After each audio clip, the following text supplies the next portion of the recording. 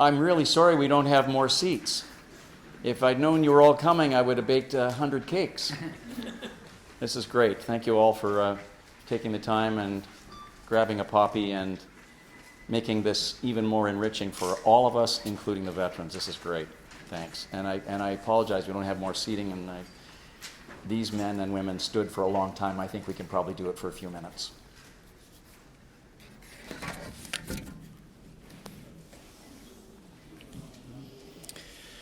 So most of you are already standing.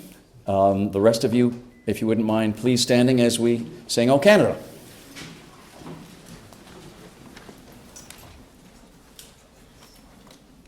There we go.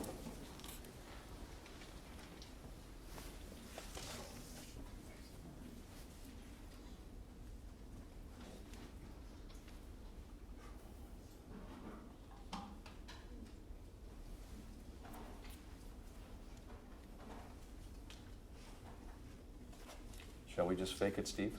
No, it's coming to... Okay. Oh, Canada, our home and native land, true patriot love in all thy sons command. With glowing hearts we see thee rise, the true north strong and free. From far and wide, O Canada, we stand on guard for thee. God keep our land glorious and free. O Canada, we stand on guard for thee. O Canada, we stand on guard.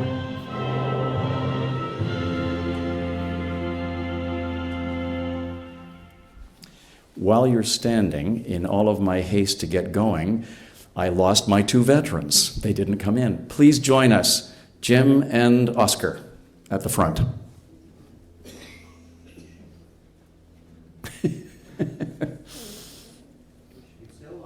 I still lost them. They're having such a good time catching up.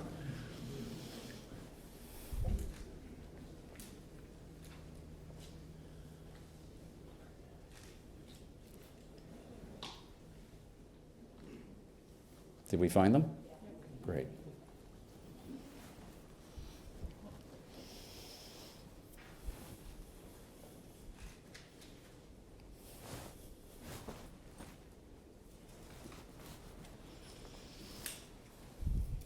Jim Jenkins and Oscar Trachmann. Thank you, gentlemen. Sorry I lost you along the way here. Welcome, everyone. Please sit down. Except for you guys. Welcome, everyone, to our 14th annual Centennial College Remembrance Day Observance. We started these observances so that we could help our students understand the point of remembrance.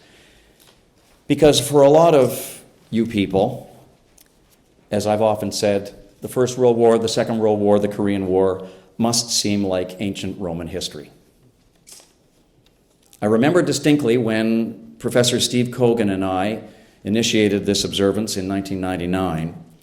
We looked to the community for support because we thought we should make it a community-based event as well as a Centennial College-based event. And we found it in a number of places. First and foremost, we found it just up the road at the Royal Canadian Legion, Branch 617, Dambusters Branch. And in particular, we found it in then Royal Canadian Legion Sergeant-at-Arms Howard Walker. Second World War veteran of the Royal Canadian Air Force. Howard Walker joined the RCAF in 1943. He trained as an aero engine mechanic, which meant he kept them in the air. He worked at the main repair depot, which meant he got them back in the air in New Brunswick. And then he serviced aircraft for Coastal Command. Anyway, from the moment that we approached Howard with this Remembrance Day observance idea 15 years ago, he jumped in wholeheartedly.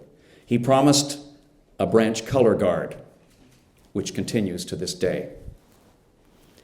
He promised to have Royal Canadian Legionnaires here to answer questions from students. He promised to have poppies here, which continues to this day. And he and his wife, Joyce, attended every single ceremony. And that, I have to announce, sadly, does not continue today. Joyce died in 2013, and Howard Walker died last August. And ever since, I've wondered what we could do or say this November 11th about Howard's passing. I guess we could promise to carry on doing these annual observances as if he were here.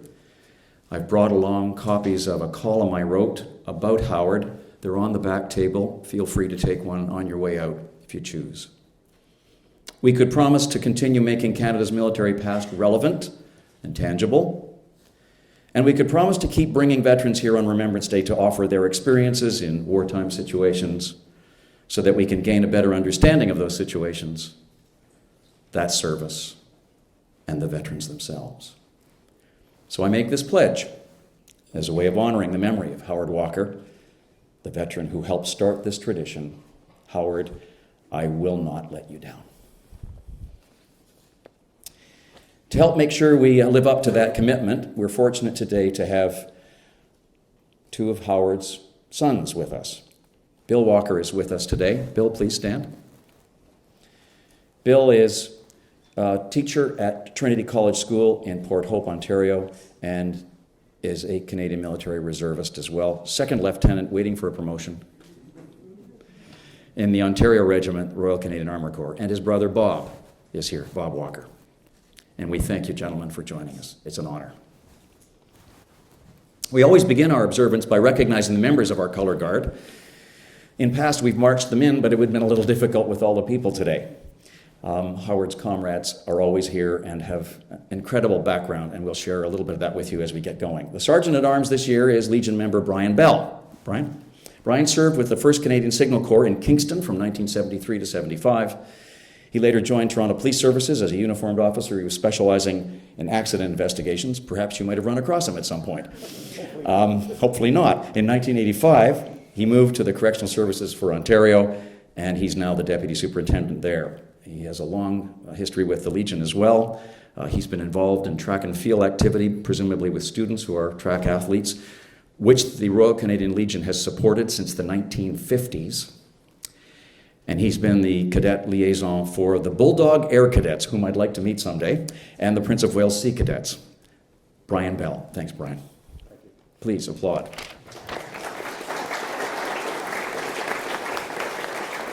Alan Dick is with us today. Alan enlisted in the Canadian Army at age 19 in 1943. That means he's 91.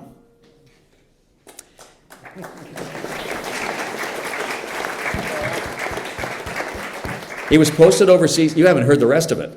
He was posted overseas to the Highland Light Infantry.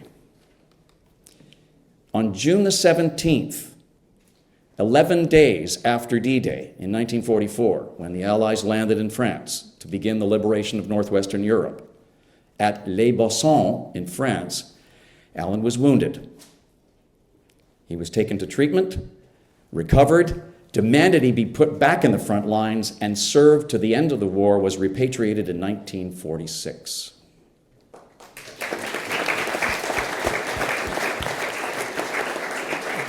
He joined the Royal Canadian Legion in 1957 and regularly visits his pals at Sunnybrook Hospital. Thanks, Al. Is Rod with us? Rod Dion? He's right here in front. Rod Dion, sir.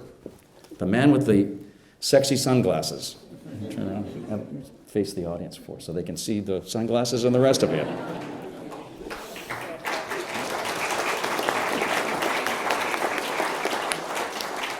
Rod was born in Yarmouth, Nova Scotia, and he worked in the Halifax shipyard at the beginning of the Second World War. How old are you? Rod, how old are you? What's your age? 94. Almost 94, he says. After working in the shipyards in Halifax, he joined, not surprisingly, the Navy in 1942. and he served aboard HMCS Ottawa II as Chief Petty Officer. He's a charter member and life member of the Royal Canadian Legion. And for your information, if you think you sit around at 94 and do nothing, he's also a master of wildlife and relief carving, a card-carrying member of the OWCA, which I'm assuming is the Ontario Wildlife Carvers Association. Does that work?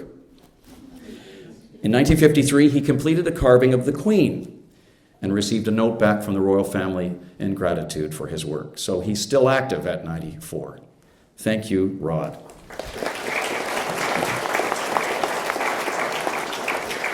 Donnie Gibson. At 14, a few years ago, turn around, Don. He joined the Governor General Horse Guard Regiment as a cadet at 14. At 17, he transferred to 48th Highlanders. He liked to move around. And that's evident because he was with Transport Division. And among other duties, he transported troops to Ontario training areas at Long Beach, Meaford, and Camp Niagara.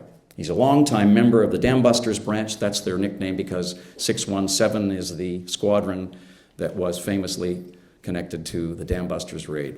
In 1940, Malcolm 3, thank you. And he serves today, Donnie does, on the executive for a number of terms. Thank you, Don. And William McPhee. Bill was born and raised in Cape Breton, Nova Scotia, where everybody wishes he was born, right? He served in the Reserve Army while attending high school in the mid-1960s, and later he graduated from nursing school, moved to Toronto, and pursued a career in Ontario's healthcare service, retiring 2 years ago, 2012.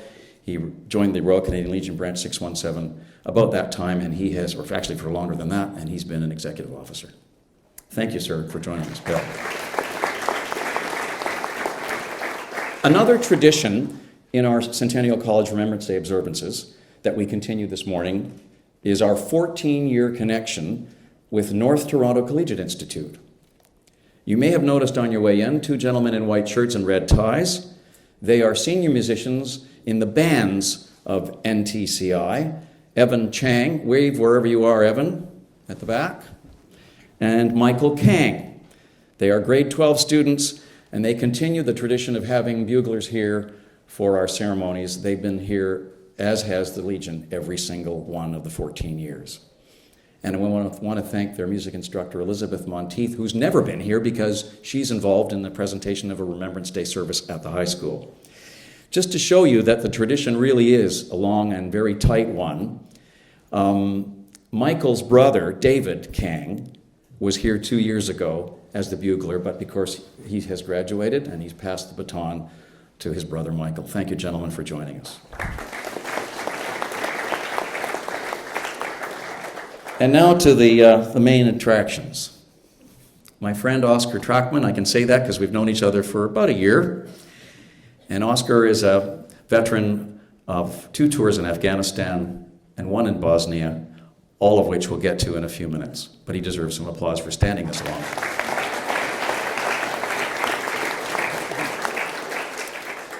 And this young fellow over here. 70 years ago last spring, Jim Jenkins, who was then 19, you can do the math for him too, boarded a landing craft with his self-propelled artillery vehicle. There he is. Young man. How old are you in that picture, Jim? I think I cropped out the part of the picture that has Joan in it, just for the purposes of this image. I'm not even sure about that. That long ago, eh? Anyway, he's in uniform there. He boarded a landing craft with his self-propelled artillery vehicle, which looks something like this, on the south coast of England. It could have been just another exercise for him and the other members of his 99th Battery, 19th Field Artillery, and the 3rd Canadian Infantry Division, but it wasn't. In a story published in our own East York Observer this week by our reporters Dakota Senon and Dennis Gonzalez, they reported that Jim's senior officer, Captain Elmer Bell, told Jim that morning and his artillery crew, quote, "Boys, There's no more training. We're going to be on the coast of France in the morning. End quote. It was June the 6th, 1944, D-Day, and he was going to participate in the largest amphibious invasion ever attempted, Operation Overlord. There is actual film footage of Canadian Army photographers, cinematographic photographers, in that famous footage of the Queen's Own leaving the landing craft in front of Bernières-sur-Mer that very morning. Footage that's become famous around the world as being the Allies' landing, not the Canadians' landing, but the Allies' landing. They share the glory. Well, Jim safely got through France and Belgium and the Netherlands in 1944 and into Germany in 1945, where he was wounded on April the 12th of 45, when his vehicle ran over a landmine. He said, and I'm quoting the work from Dennis and Dakota as well, "I'm one of the luckiest people. We had mattresses in our vehicle, so we suffered injuries from the explosion, but we survived." Among the last of an important few D-Day veterans, Jim Jenkins and his wife Joan here today. Where are you, Joan?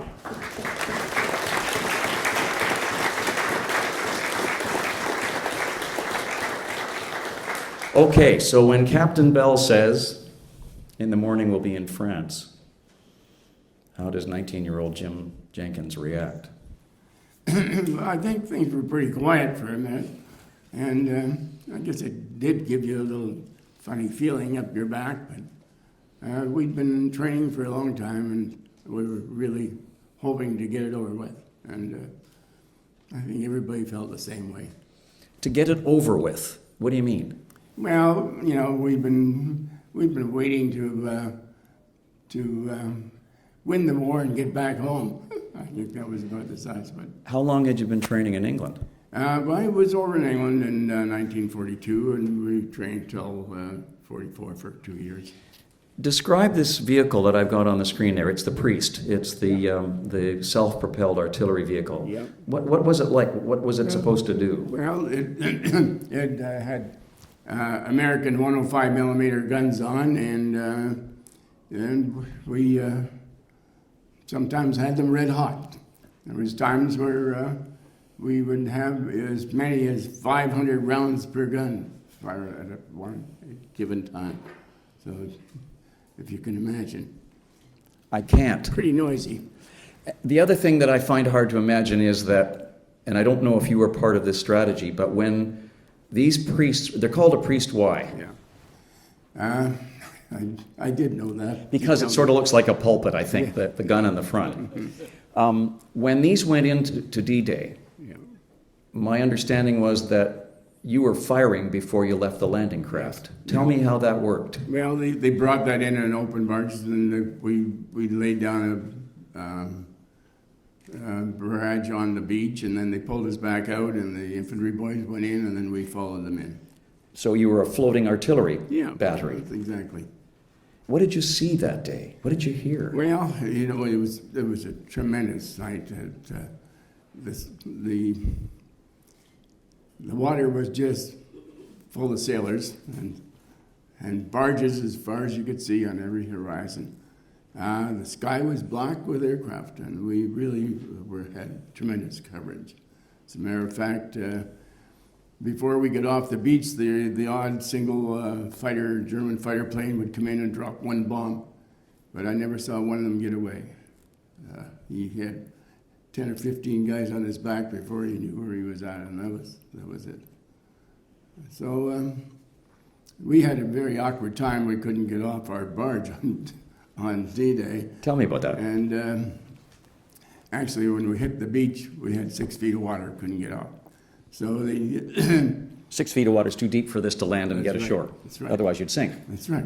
And so anyway, the skipper managed to get the landing craft tank free off put the motors, dragged it back off the sand, but we couldn't get the ramp up. And so they managed to get the ramp up just level with the water, and out we went for half a mile or so, and he come charging back in again, And I'm sitting there, everybody was holding on to the brakes and making sure that you didn't slide ahead because somebody was right behind you.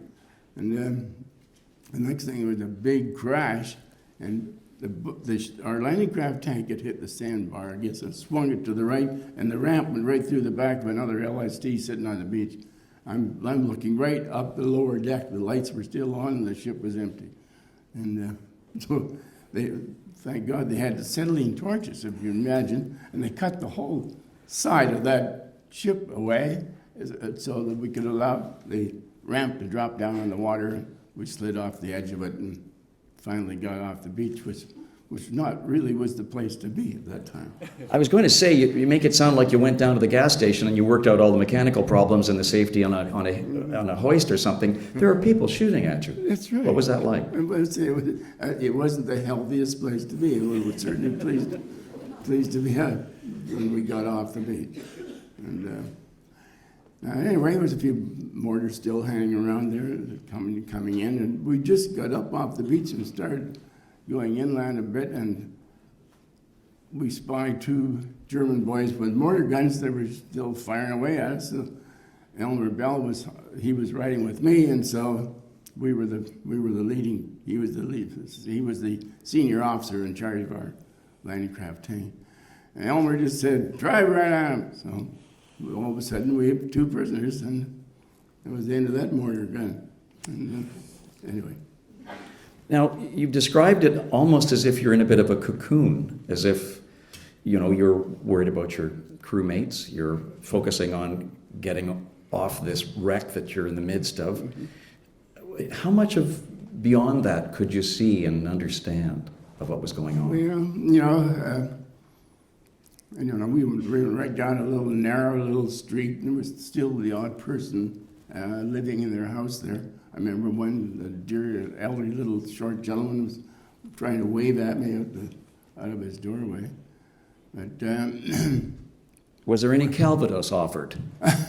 we weren't looking for anything like that at that particular time. Explain what that means. And so I think we were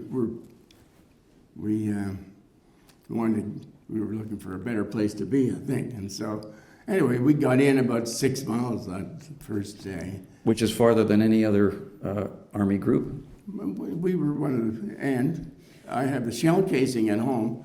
We finally blew the tower off the church in this little town of Baisley. And why? Well, they were shooting at us out the tower of the church and shooting us out of several of the barns and what have you around there. And so anyway, we possibly blew the first tower down on D-Day. And I have the shell casing that blew the tower off, sitting in my den at home. I've seen a picture of it. It's a long story. When nightfall finally came on D-Day, and you look at the 6 miles or so that you'd covered, and you realized what you'd gone through to get those 6 miles, what thought goes through your head? Well, I can still remember those nights. Everybody was on 100% stand to every night.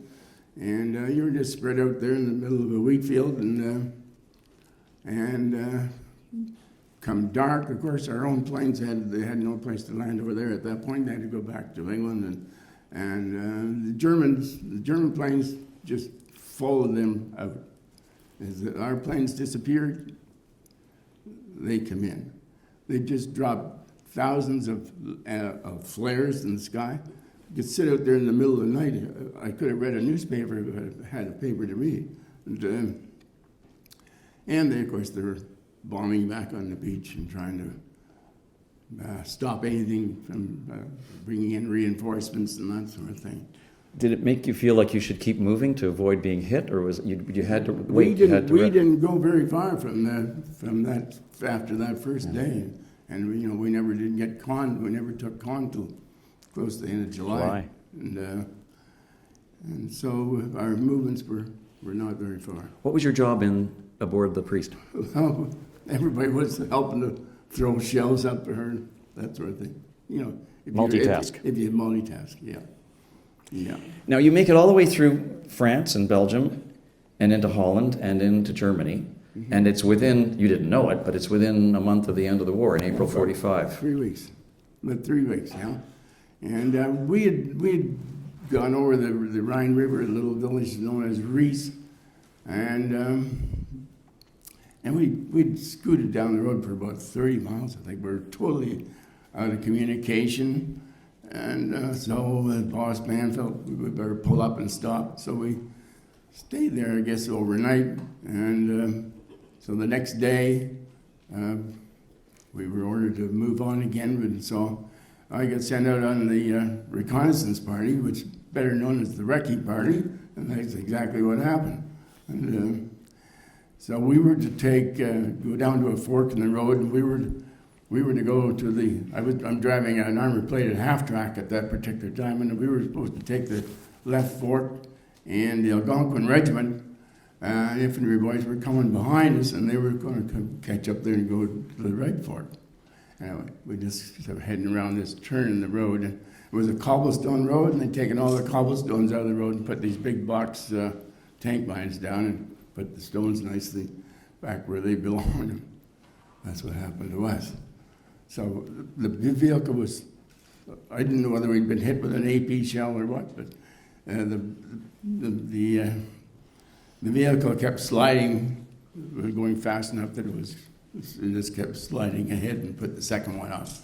We came to an abrupt halt then. And anyway, unfortunately for the Algonquins, the engineers brought mine detectors in there, and they dug up a bunch more around and waved them on, and they just got beside what was left of my half-track, and wham, away went another one.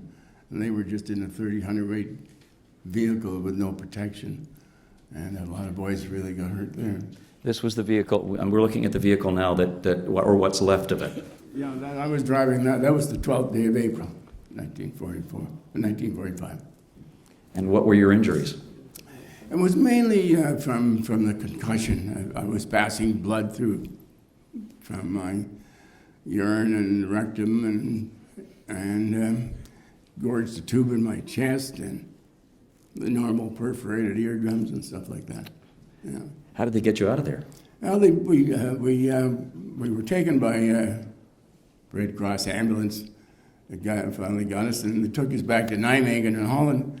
And everybody, we were told they were going to pick us up and fly us back to England. Well, come that night, you could see nothing but stretchers laying all over the whole bloody airstrip, and no planes showed up. So they had to find transportation of some sort, and they took us to different hospitals in Holland and in Belgium. And I wound up in the 10th Canadian General and turned out in Belgium. And the senior, I always remembered, the senior doctor came and said, "Jim Jenkins from Oakland." Said, "Do you know Fred Perrin?" Little village of Oakland. Anyway, he said, "I'm going to look after you." So there we go. And he did. And he did. When we talk about these stories of you going through these parts of Europe, we never really get a sense of your contact with civilians, the people whom you were liberating. And yet I gather there's a story of your connection with a very large family that is an interesting one, a very large Dutch family. Well, we really had very little to do with people all through France. We got into Belgium. Belgium had made you feel like you were back home. Everyone was so appreciative, and we were all over you there. Couldn't do enough for you. And little towns like Ecloo and Bruges. And then we got on into Holland. And we were trying to get to the boys that were up in Arnhem, the paratroopers, but we never did make it. And anyway, they pulled us back. I spent most of the winter hiding in a basement up on the Moss River with the Polish infantry boys. Captain Dick Roberts was from Toronto, as a matter of fact. He was my senior officer at the time. And then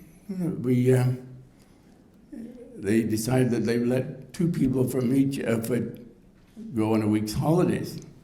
So another young chap and myself, they put anybody that had landed on D-Day, they put your name in a hat, And I wound up being one of the first of the two that were chosen. So we did have a week back in England. And there was a chicken involved. Oh, that was back in France. Oh, okay. I That was on- mistakenly that thought it was was- home. Oh, that was on D-Day. Oh, okay. Tell us that story. That's a real story. By the way, those are Howard's Harvards passing over. We just heard a second How ago. about that? Anyway, back on D-Day, where we got into this little town of Paisley, where we blew the tower up the church, there was a lady there that she had 12 of a family. And of course, the kids were all hysterical and all the shooting was going on. So we managed to keep those little guys from getting killed. And the next day, we didn't get moving that much farther. If that lady didn't roast a chicken, and she made it a point of finding me and presented me with this roast chicken on a platter. In the middle of a war zone. You can believe this. Anyway, the story goes on from there, because I had a meeting in Paris back in early 80s. And so I stole an extra day, and Joan was with me. And we went by train back to Caen, rented a car in Caen, went out to the beaches and looked around, and I said, we got to go to that little town of Paisley and see if there, by any chance, there's a lady that had 12 children on D-Day. Well, we found her, and so I have her picture someplace. The boys got Is that? I think I mistakenly identified it as Dutch. When we were there, she was 85 years old, so that was sitting in her kitchen in about 1983, I think it were. The very same woman. Same woman. Yeah, we stopped the lady in the street and said, is there any chances that there could be a lady here that had 12 children on D-Day? She said, that's my mother. So that's how it happened. I'll bet you chicken never tasted as good. Look, it beats hardtack and bully beef. I can assure you. Jim, is there anything I haven't asked you that you want to say about the experience you had and what you think students should know listening to us? Well, I guess I grew up in the Army, Ted. I was in at 16, and 4.5 years later, I got home. And I thought I was a man. So I guess I grew up in the Army. And, it taught you discipline. It taught you respect, not only to your senior officers, but to your fellow man. And I guess it also made you really appreciate the fact that we live here in this free, democratic country known as Canada. And so, I guess That's important. that's it. Yeah. There was such devastation, the bombings and the killings and the starvation, actually, that you witnessed. It certainly, one thing, it made you feel that what you did was worthwhile. And we thank you. Jim Jenkins.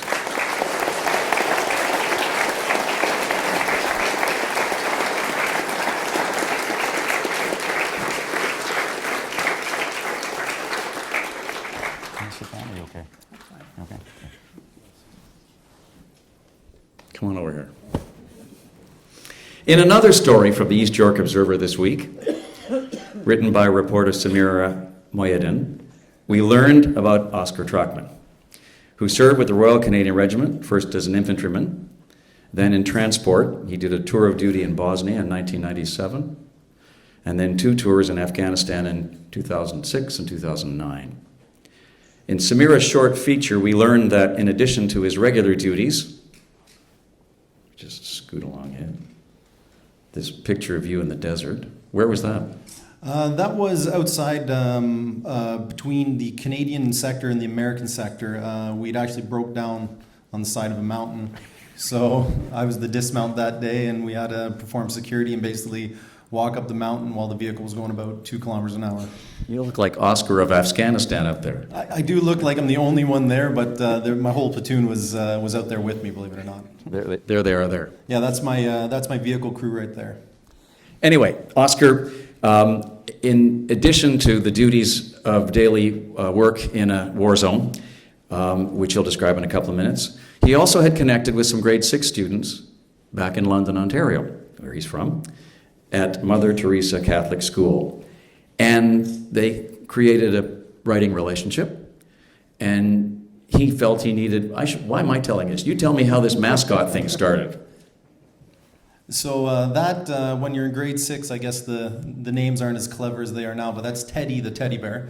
My grade 6 pen pal class had sent that to me. My niece, I think, had a bit of a crush on me when she was in grade 6, and discussed it with her teacher, and it was part of their English and geography to be pen pals with me. So they would send me letters. Every student every month would send me a letter, and then I would collectively write them all back. It would be, my wife Tracy would put them on Bristol board, would attach the pictures that I would put, make it nice and presentable, and take it into the class. So I actually took that bear there on every combat mission I was on, and it's not a small bear to be packing around. So that bear actually has more combat missions than half the guys in my platoon. Now, I was just thinking this morning as I was preparing questions, I was looking at Jim's priest, with the 105 on the front and the vehicle that he went into Normandy with, and I see this one, and I think about the differences. Tell me the differences. Well, we had air conditioning that didn't work, so that's probably similar. It was very high tech. That's a South African design made in London, Ontario. Has a remote control gun on the top, very sophisticated electronics for the gun, and then everything else is very simple and rudimentary. So it's a bit of technology meets old school workmanship to get you going.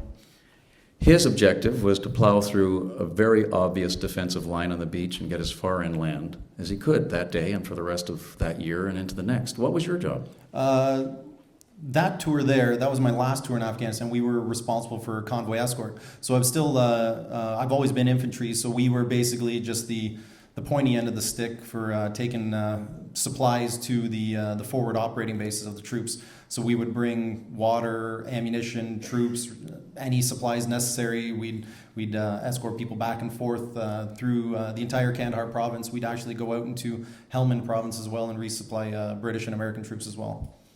How difficult was it to be at the pointy end of the stick? Well, you feel definitely helpless.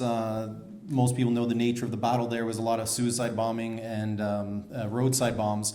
So it's just a matter of driving down the street and holding your breath and hoping something bad doesn't happen to you. And did it ever? Yeah, we had several IED strikes. I've lost friends to IED strikes as well. But my vehicle never was hit.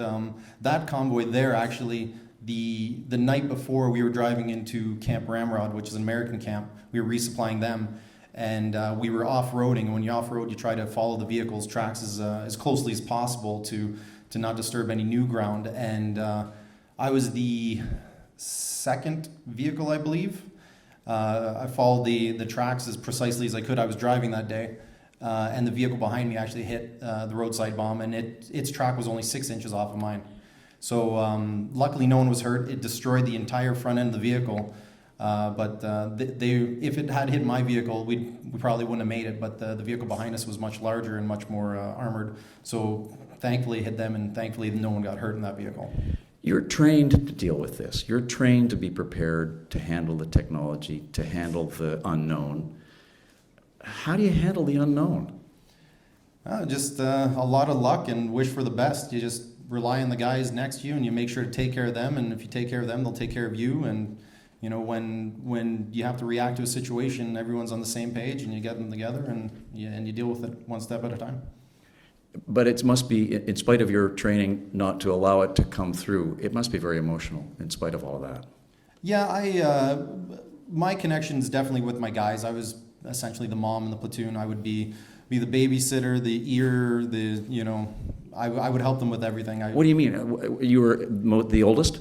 Yeah, there was only 2 guys in my platoon older than me, and nobody had been outside of the main camp in Afghanistan as well. So my first tour, I was the only one that had gone. And then my second tour, when I found out that the platoon that was going had 0 experience, what we call out of the wire, I felt obligated to volunteer again and go. How do you play mom to a bunch of guys? That's difficult. It's not easy. Believe it or not, I still get phone calls from people's spouses and wives every day saying we're having a hard time dealing with this, that, or the other, and can you help out? And just last week, I was dealing with a distraught wife of one of my soldiers. So, and it's been 5 years since that tour. So, Is that the post-traumatic stress that we're hearing about? That, I mean, it doesn't end up in horrific situations all the time, but it's always there, and it's something that you can't see. yeah, We can't see. Through the years they've called it, something else. In World War I, you were a coward. In World War II, it was shell shock. And currently it's PTSD, and it's always been that. We didn't know exactly what it was. So now it's being recognized a lot more now, definitely, than it was before. And it's by no means easy, and different degrees. Like there's some guys that have problems functioning, and there's other guys that lead fantastic everyday normal lives. Do you have your bad days? I've had more than my share of bad days, I think, but I've got Tracy and everyone else to support me. So it's you surround yourself with good people, and you'll be all right. Now, communicating with Tracy would have been an awful lot different than had Jim been communicating with Joan. I don't know. Were you engaged then, or did you meet after the war? We met after the war, because one of the greatest things that happened. We were brought by troop ship from New York after a ride on the Queen Elizabeth, and they came right into Exhibition Park, and my family and all were waiting for me, and Joan, who we had corresponded back and forth, was standing in the doorway waiting for me, and we've been together ever since. That was the 8th day of December, 1945. Congratulations. Communicating with Tracy in 2006 and 2009 would have been a very different thing than it was for letter writers, such as they were. Absolutely. I actually had met Tracy 4 months before deploying on my last tour, and she didn't believe me. I told her my name was Oscar and I'm going to Afghanistan in 4 months, and she said, "Yeah, right." So She thought it was, come on. She thought I was a cheesy pickup line. So I gave her my phone number and I said, "Give me a call and we'll talk later over dinner." And we did, and we've been together ever since. But yeah, we had email, we had even web chat, like Skype type thing, and I think it actually brought us closer together because we had nothing to do but talk. We couldn't talk all the time, and due to operational security, I couldn't tell her what I was doing on a daily basis, and I couldn't always be there when I said I was going to be there on the internet. But I knew when she was at work, so if she was at work, the time difference, I would try to sneak on and chat with her a little bit. But the web chats, I think were a little harder on her than they were on me. How so? I remember one time specifically. We were chatting away, regular conversation, nothing out of the ordinary, and then we started getting rocketed. So several rockets came in. You could hear the buzzing, you could hear the explosions, the tent was shaking. Tracy was crying. I was smiling. I said, "Honey, it's already gone bang. I'm fine."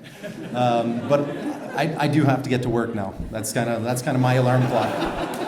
So I don't think she said anything after that. I think it was just tears and a quivering lip. And then I'm sure on her end of the screen it was just a black screen. And from what I hear, she was had a friend nearby, and they basically just stared at a black screen for 2 to 3 hours while I was off doing work and making sure everyone was okay and taking care of my guys. What did you come back with? I gather you came back to the screen and had something different with you. I did. So we lived in a very, very small tent with little wood partitions in it, and a good friend of mine who's still in contact with Ben French, I was walking past his room and he said, "Oscar, do you want a piece of pie?" I said, "Absolutely." So he handed me a piece of pecan pie.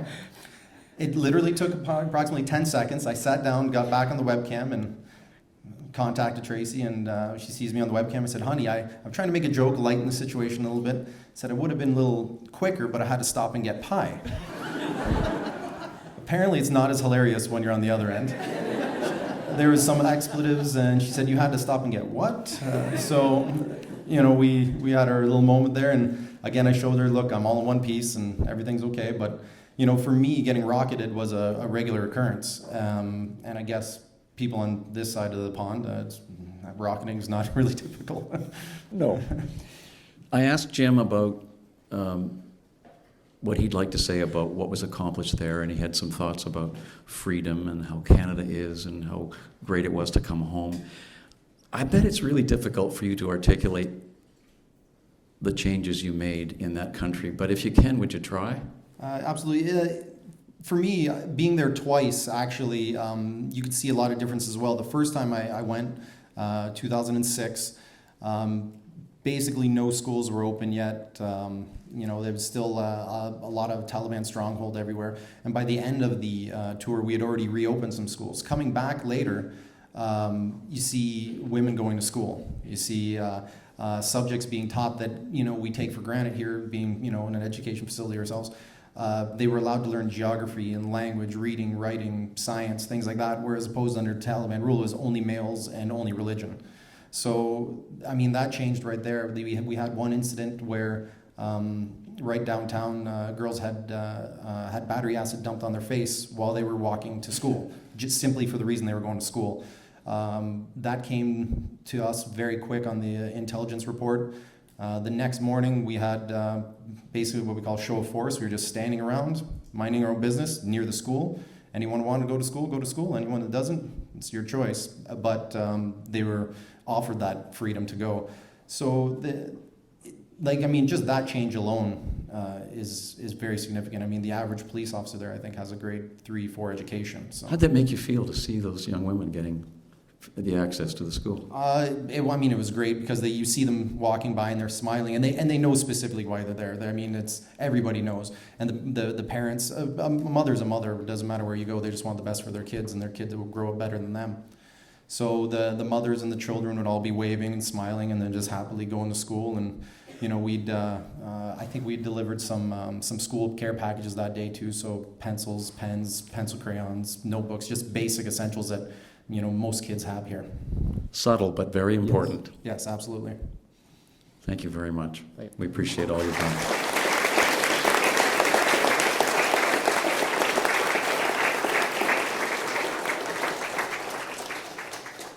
I mentioned earlier about the underestimated importance of Canada's reservists in meeting Canada's military obligations, whether United Nations or NATO operations. I'd like to say that we should also acknowledge today, as so many others have in the past few weeks, the loss of 2 Canadian reservists.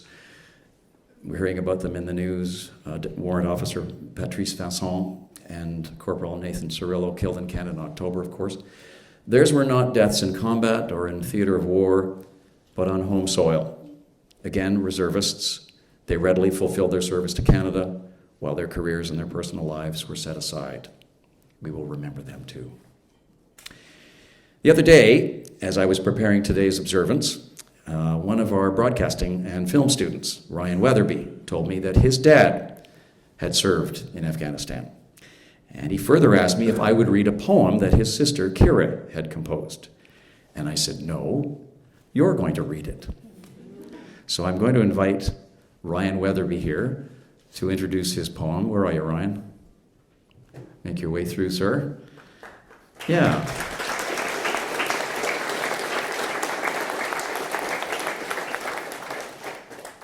And maybe you can set this up. I'll hold the microphone and you can come on around here if you need that.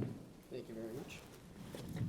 So my father has served for 30 years in the Canadian Armed Forces. He's currently a military police forensic investigator. When he's here on home soil, he specializes in homicide, sexual assault, and forensic identification. And when he serves, he specializes in explosives identification. So he works to kind of put the people who build IEDs behind bars. He's a master warrant officer currently, and he's looking to retire soon. Shortly after his last tour in Afghanistan, where he served in Kabul, my sister wrote this poem, and I just wanted to perform that for you guys. This is called Gratitude by Kira Weatherby. I don't know war. I don't know the fear of crackling gunfire, the screech of rubber wheels on heavy tanks, the sound of a missile roaring above me. I sleep soundly at night. I go to school each day without fear. In my years of life, I have never known oppression. All of this, all of my freedom, is thanks to you. You who don the crimson cap, who carry our flag high. You who wield a weapon not to kill, but to protect.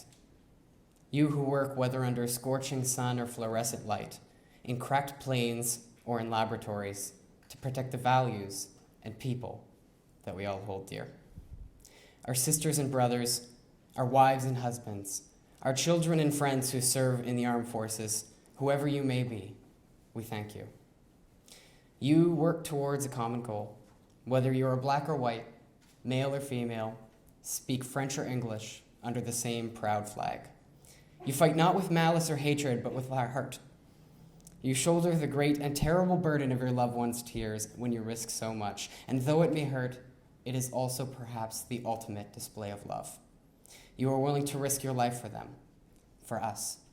Words can hardly offer an adequate offering for everything you give us, and I only hope I can express the depth of my own and the gratitude of hundreds of others like myself. Thank you, and merci. You teach us to be proud of our country, to respect ourselves and our neighbors. You teach us how to grieve, how to understand the meaning behind every pounding footstep in your united march.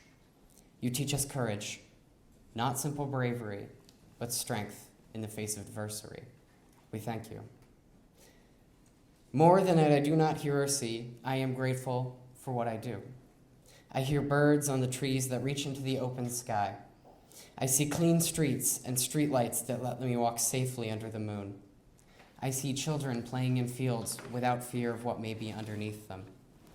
You who sacrifice these things, even temporarily, to protect them back home, thank you.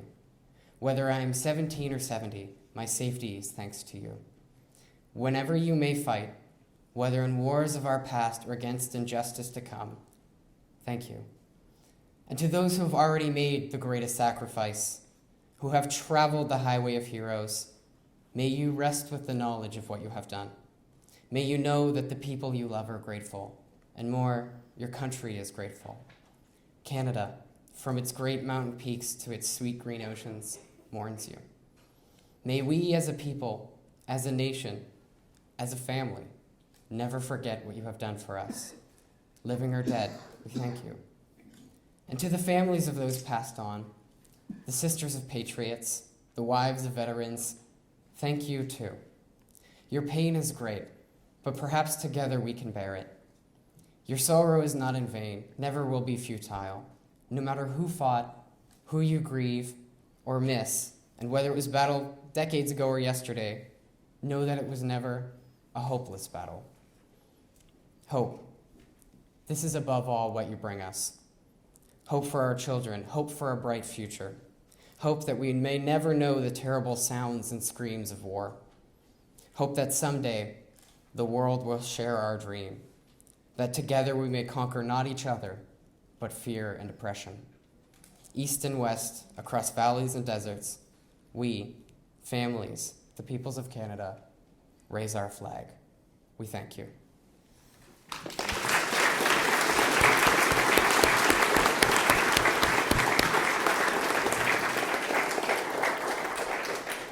Thanks, Ryan. Please tell Kira thank you for her wonderful words and get her to sign up at this college. Brilliant. To complete our observance this morning, I'm sorry we're running a little late.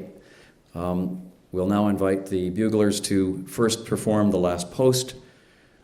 We'll observe 2 minutes of silence. We have much to think about from this morning's conversation. And then reveille, and then the poem as you have it on the form in front of you. So if I could ask the gentleman to first get everybody to stand for the last post.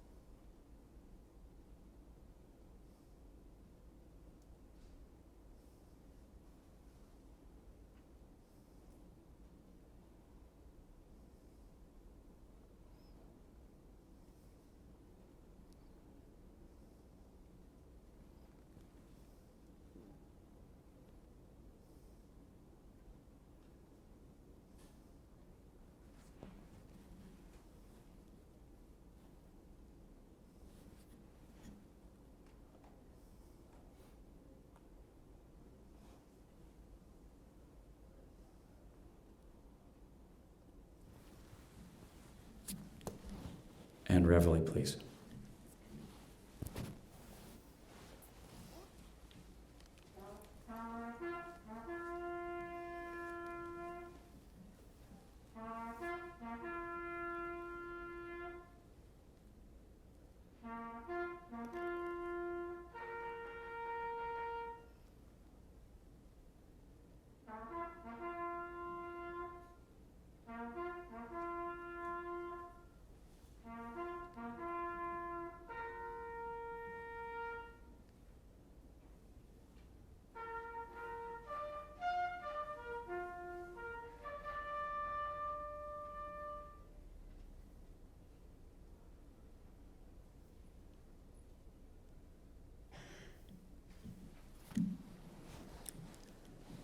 They shall not grow old, as we who are left grow old.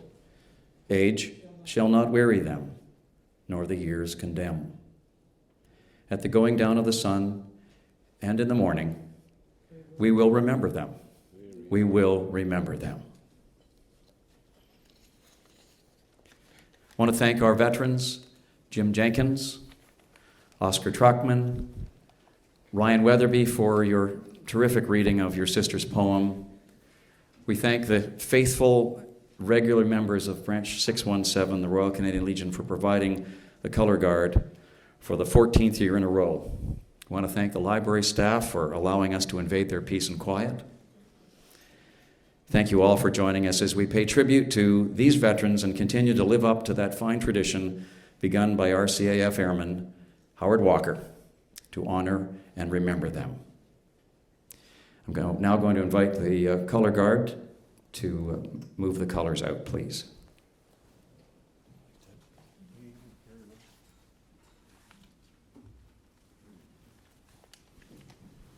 Ladies and gentlemen, the color party from 617 will be raising the flags, and we'll be doing what we considered a walk down the aisle here, and we'll just be pulling over into the office area there. So if there is enough room to get the back, that's fine, but keep in mind the flag staffs are quite sharp at one end.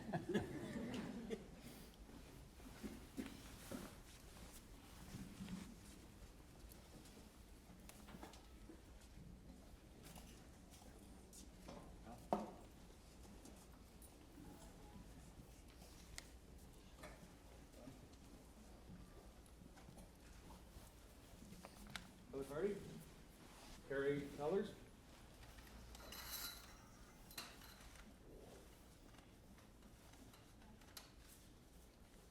Color party, left turn.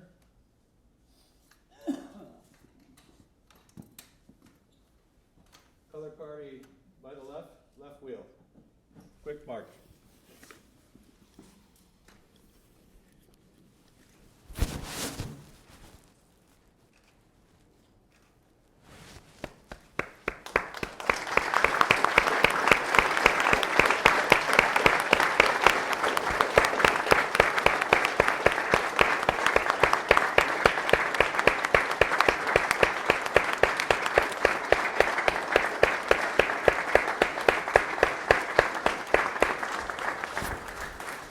Please join us in the cafeteria. There is coffee and there are cookies. And I hope some conversation with the veterans. Please join us. Enjoy the next half hour or so with us. Thank you. Jim did amazing as always. Yeah, you did a great job. When I've got stars like you guys,